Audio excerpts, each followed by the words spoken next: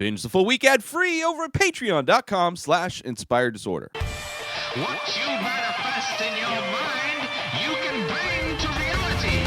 This is my top 5 of the Small Axe film series that you can find on Amazon Prime. What am I saying? The Small Axe series, 5 films directed by Steve McQueen, the director of many other great movies like Widows, 12 Years a Slave, etc., etc.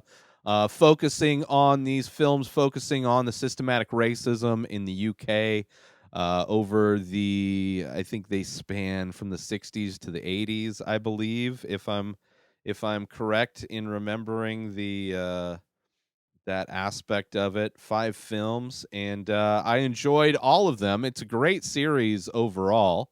It's amazing how similar the systematic racism in the UK relates to what's going on here in the States, and not only that it's mirrored in the two countries as far as just kind of systematically keeping other races down, but the fact that it's still going on to this day. So this is my top 5. I'm ranking them. There's only 5, so all 5 will be represented in this top 5, but I will rank them from least favorite to most favorite. They were all great, so none of them were bad. But starting off, number 5 of the Small Axe film series on Amazon Prime, number 5 is Lovers Rock.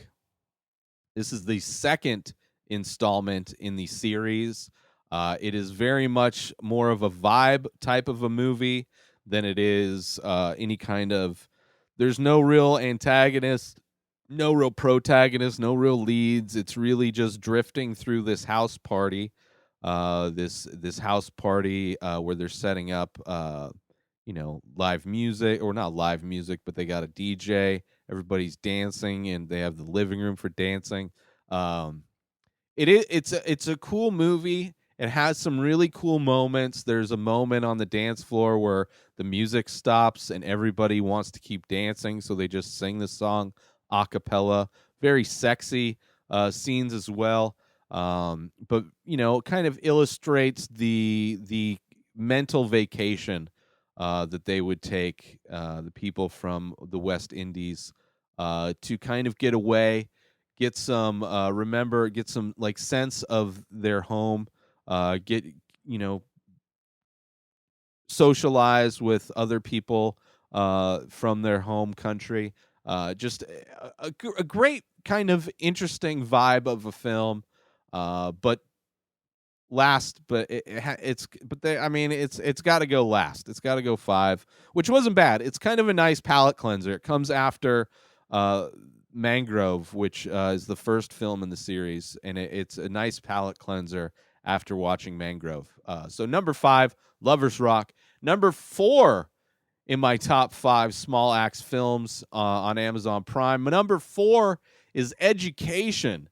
This is the last in the series, following a young kid in the educational system, and showing how the systematic racism applied to kids growing up, showing how their IQ tests were skewed to remove foreigners from classrooms, to kind of keep them down educationally, to keep them from really being able to be educated and to have options when it comes to the future. But still a great movie, really kind of a heartwarming ending to the film, where you see the kid finally start to read and kind of start to overcome the setbacks that he's had because of the public school system in the UK, but also see the benefits of the supplementary Saturday school that was started to help him and so many other kids that were dealing with it. Number 3 in my top 5 Small Axe films. Number 3 is Red, White, and Blue. This one stars John Boyega. He's a brilliant kid who was getting into science, was learning how to fight cancer, and doing studies on how effective chemo treatment was against cancer, and gave up all of that to become a police officer to try and change the system from within.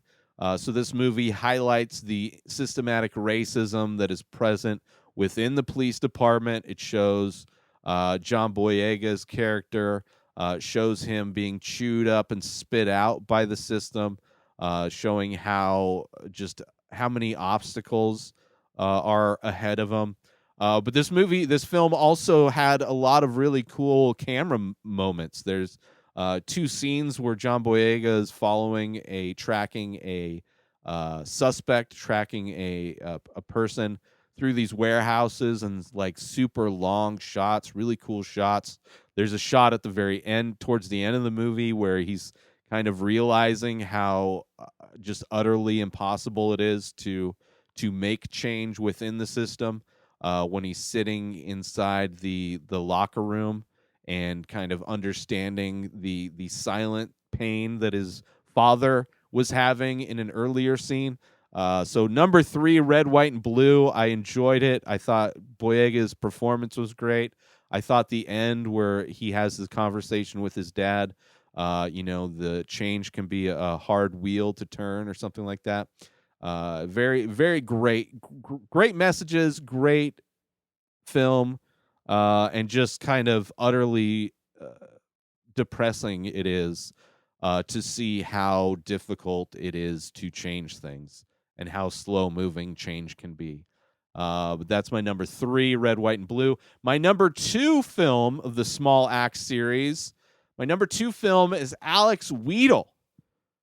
Kind of not as hard as the kind of Red, White, and Blue, but the cinematography, there are camera shots in this film that blow everything out of the water as far as the other films are concerned. I mean, he has some amazing shots in his films, but Alex Weidel, there are so many shots where it's just him being silent, the character being silent and still, and the camera being still from like crazy angles. There's like scenes where cars are pulling away and the camera is on its side, almost showing a reflection in the rear view mirror of the kid as these cops are driving away from him, because as they're talking shit about the kid after they dropped him off at home. Kind of just, it's also a story about an artist, the birth of an artist, him going from being raised in a system of with other kids without parents, the not foster care system, but that the system of I don't know, I'm blanking on what that's called, but him being raised by kind of privileged white people, and him kind of having that background as he kind of comes into his teens, where he's trying to find his identity and reconnect with his West Indies cultural history and cultural things. It has a great contrast in the long, steady, still camera angles, and the lack of any kind of movement from the character in these, where he just shuts down in these scenes, overlaid with just beautiful, warm reggae music. I really, from like a visual and audible standpoint, Alex Weidel is just a beautiful film, and showing not only birth of an artist, but just what it's like for any kid really to be finding their identity. But really for this character, it's such a huge change, such a huge contrast from what he grew up as, to what he becomes.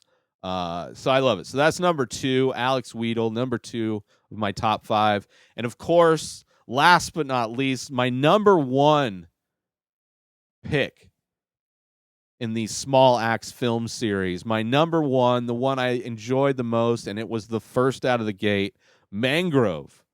An amazing film, amazing characters. It's the longest of the run times for the 5 films. You're seeing this restaurant owner trying to do things straight, trying to run a business, a legitimate business, and dealing with the police trying to harass him and shut him down and trying to keep him from earning a living. And then it turns into this courtroom drama that is it's just amazing. Once it gets into the courtroom, it's like, holy shit. Unlike the trial of the Chicago 7 that came out recently, which is not a good movie at all. I'm really blown away with how anybody would like the trial of the Chicago 7. It's really not good. Really bad performances, not great writing. Just in so much of it, it's I don't know, especially compared to Mangrove. Mangrove, powerful performances, powerful writing, powerful just the story, and just their being able to take the first steps in showing the kind of the racism that was present in the police department and in the court systems. And it was the kind of the first thing to highlight that there was a problem, and the first step in a very long process of trying to combat the systematic racism that exists. But such a powerful movie. Highly recommend it. Mangrove, that comes in at number 1. Let me run through my top 5 of the Small Axe film series, which you can find on Amazon Prime, starting with number 5, Lovers Rock. Number 4, Education. Number 3, Red, White, and Blue. Number 2, Alex Weidel. And number 1 is Mangrove. If you don't have Amazon Prime, go through my link, inspireddisorder.com/prime, and get yourself 30 days free to check it out. I highly recommend it. It's great. We're in Black History Month. Even though it's not American history, this is still Black history. It's still showing, highlighting many stories that could be taken from current day. So I highly recommend it, and super excited to see what the director does next. Make sure you support our sponsors, Station House Coffee. Give them a follow on Instagram at Station House Coffee, and head on over to their website, stationhousecoffee.com, to pick yourself up some small batch, single origin, premium coffee brewed in Thetford Center, Vermont, and shipped directly to you. Help support small business and support the small businesses that support this show. Give them a follow on Instagram, Station House Coffee, and go over to their website, stationhousecoffee.com, and order yourself some coffee today. New episodes of The Ray Taylor Show come out every single day. Subscribe on IGTV, YouTube, and everywhere else podcasts are found. Binge the full week ad-free over at patreon.com/Inspired Disorder. Buy Ray Taylor Show merch over at inspireddisorder.com, and follow the show on Instagram at Ray Taylor Show. Have a wonderful day, everybody. Peace out!